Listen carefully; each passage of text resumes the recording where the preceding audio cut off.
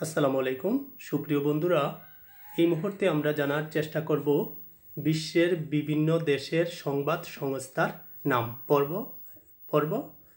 1। প্রথমে আসি বাংলাদেশের সংবাদ সংস্থাগুলো হচ্ছে বাসস, এনা, ISPR, UNB, PIB। তারপরে হচ্ছে ভারতের সংবাদ সংস্থাগুলো হচ্ছে PTI, UNI। তারপরে হচ্ছে পাকিস্তানের সংবাদ সংস্থার নাম হচ্ছে APP, PPI এবং UPP। তারপরে হচ্ছে যুক্তরাষ্ট্রের সংবাদ সংস্থা হচ্ছে AP এবং CNN। তারপর হচ্ছে যুক্তরাজ্য, যাদেরকে আমরা ইংল্যান্ড বলি, তা হচ্ছে রয়টার্স, BBC।